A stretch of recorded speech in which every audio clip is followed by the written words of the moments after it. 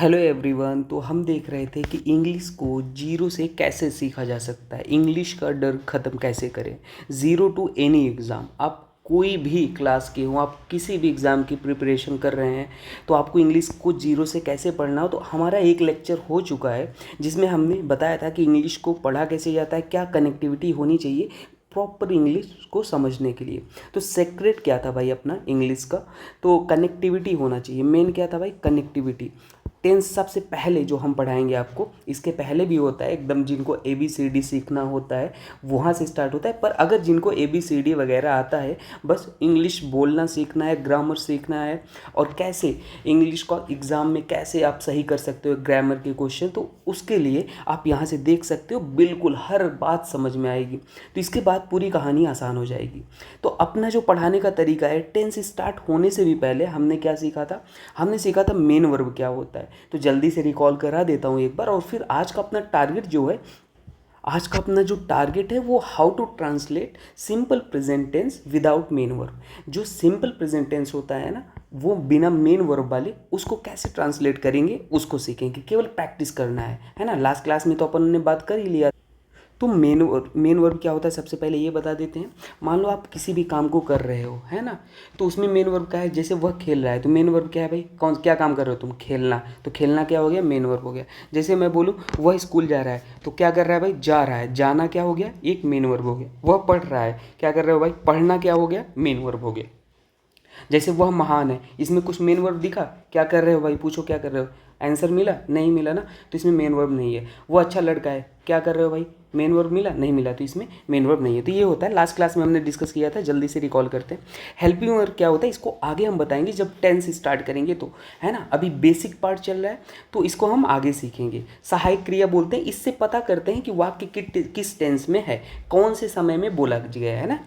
तो सब्जेक्ट जिसके बारे में बात किया जाता है उसे क्या बोलते हैं, सब्जेक्ट। जैसे वह ईमानदार है, तो किसके बारे में बात किया जा रहा है, वह, तो वह क्या हो गया, ईमानदार, मतलब वह क्या हो गया, सब्जेक्ट हो गया। ठीक है। टेंस स्टार्ट होने से पहले हम ये भी सीखेंगे ऑब्जेक्ट क्या होता है। जैसे कि वह किताब पढ़ता है, तो इसमें मेन वर्ब सबसे पहले पहचानो, क्या कर रहे हो भाई, पढ़ रहे हो, तो पढ़ना क्या हो गया, मेन वर्ब हो गया। अब क्या पढ़ना, मेन वर्ब में क्या और किसे लगा के उत्तर मांगो, मतलब मेन वर्ब क्या है, पढ़ना। पढ़ना के पहले अब क्या और किसे लगा के उत्तर क्वेश्चन करो। क्या पढ़ता है भाई, तो आंसर क्या मिला, किताब। तो किताब क्या हो गया, ऑब्जेक्ट हो गया। अब देखो, जो जवाब मिलता है वही ऑब्जेक्ट हो जाता है। ठीक है। जैसे ये दूसरा एग्जांपल लो, उसने मुझे एक टॉफ़ी दिया, तो सबसे पहले देखो मेन वर्ब क्या है, क्या कर रहे हो भाई, देना, दे रहा है, टॉफ़ी दे रहा है। अब आंसर मांगो, टॉफ़ी मेन वर्ब हो गया, इसके पहले क्वेश्चन लगाओ, क्या दिया भाई, टॉफ़ी दिया। टॉफ़ी क्या हो गया, ऑब्जेक्ट हो गया। अब पूछ लो भाई किसे दिया भाई, केवल यही लगाना है, क्या और किसे लगाना है और कुछ नहीं, है ना। किसे दिया भाई, मुझे दिया, तो मुझे भी क्या हो गया, ऑब्जेक्ट हो गया।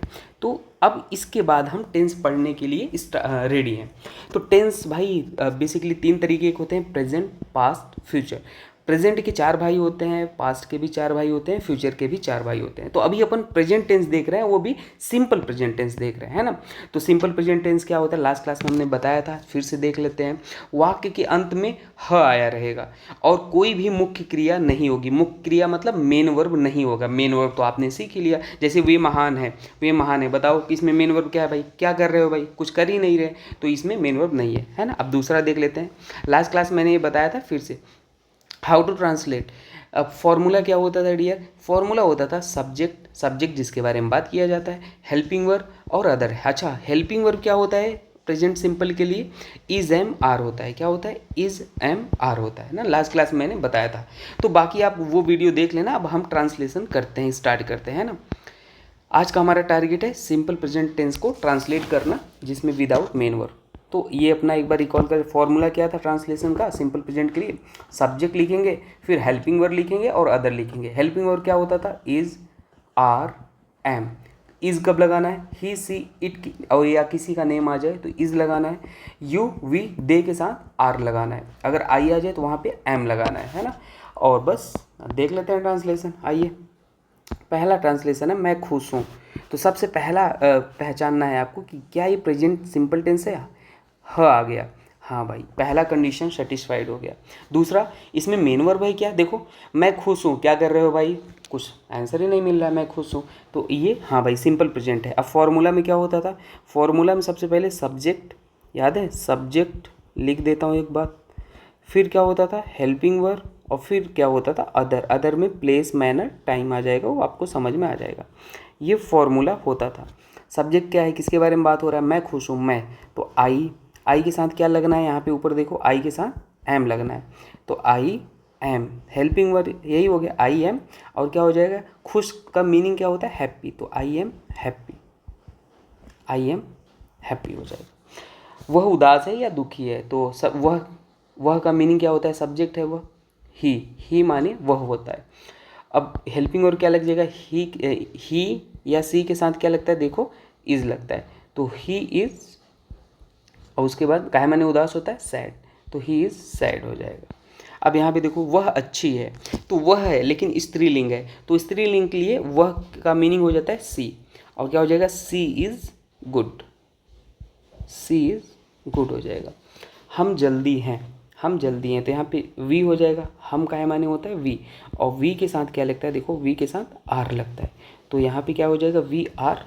जल्दी का मीनिंग होता है अर्ली, वी आर अर्ली। अगर हम लेट होते तो क्या हो जाता, वो आप करके बता देना, कमेंट में बताना, हम लेट हैं तो वी आर लेट।